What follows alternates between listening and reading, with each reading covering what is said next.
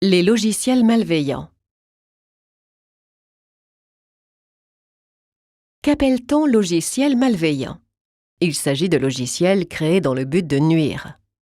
Les premiers virus pouvaient faire sourire ou amuser. Les lettres s'accumulaient dans le bas de votre écran, vos fenêtres s'enflammaient ou votre lecteur CD s'ouvrait intempestivement. Très vite, les choses se sont compliquées. Les attaques étaient à la fois plus étendues et plus sévères. L'infection se propageait par disquette, par CD, toutes vos données étaient effacées, ou pire, votre ordinateur refusait catégoriquement de démarrer. De nos jours, les choses ont pris une autre tournure. Les attaques ont un but lucratif affiché. On ne cherche plus à détruire vos données, mais bien à les voler, les exploiter et celles de tous vos contacts également. Le logiciel malveillant ne cherche plus à se faire voir, bien au contraire. Il excelle à passer entre les mailles du filet. On distingue habituellement différents types de logiciels malveillants, comme les vers, les virus et les chevaux de Troie.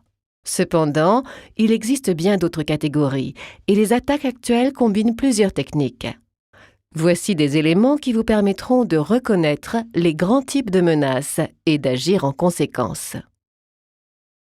Les virus sont les plus connus. Il s'agit de programmes pirates installés à l'insu de l'utilisateur. Bien que cachés, ils exercent un contrôle sur les ressources de la machine. Tout comme son homologue biologique, un virus a besoin d'un hôte pour se propager. L'infection vient en cliquant sur des fichiers ou en exécutant des programmes et se propage ensuite de fichier en fichier. On reçoit par exemple un email qui propose un économiseur d'écran. Le fichier renferme un logiciel malveillant qui s'installera silencieusement sur la machine en même temps que l'économiseur d'écran. Les vers n'ont pas besoin d'intervention humaine pour se propager. Ils exploitent des failles techniques pour se copier de machine en machine et accomplir leur œuvre. Le 25 janvier 2003, le ver, Slammer, s'est propagé si vite qu'il n'a laissé aucune chance de réagir au service informatique. En 10 minutes, 90% des ordinateurs vulnérables avaient été infectés. Des milliers d'ordinateurs étaient hors de contrôle, affectant même de manière significative le trafic sur Internet.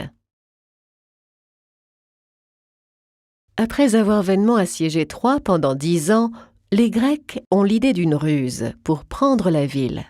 Ils construisent un cheval géant en bois creux dans lequel se cache un groupe de soldats.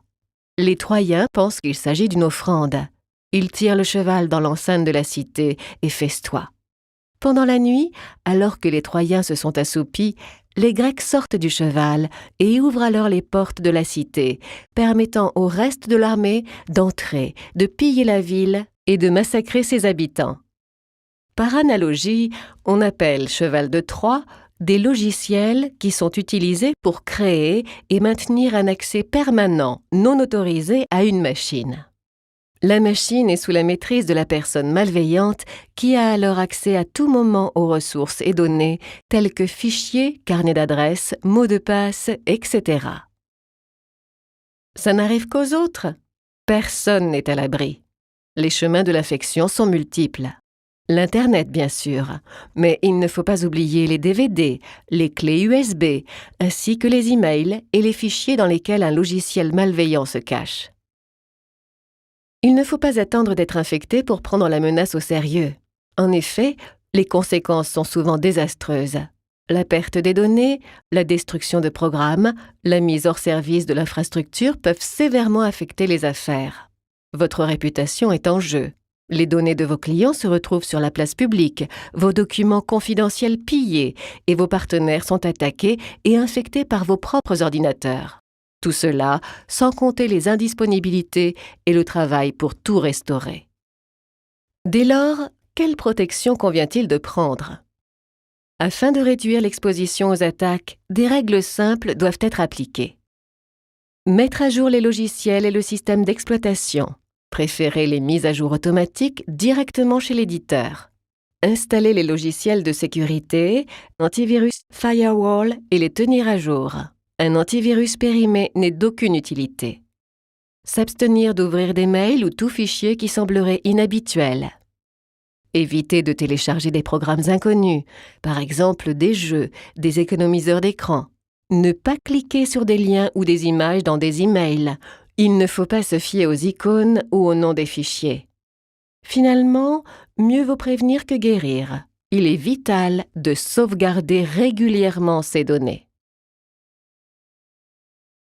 Au vu des moyens mis en œuvre, on ne peut s'empêcher de penser aux motivations qui poussent des individus à écrire des logiciels malveillants. De nos jours, il ne s'agit plus d'individus mais de groupes, d'organisations pour lesquelles ces logiciels sont un business. Ceci existe parce qu'il est rentable de voler des identités, des mots de passe, des accès et des cartes de crédit. Une bataille permanente se livre sur la toile. Chaque mois, des milliers de nouveaux logiciels malveillants sont répertoriés.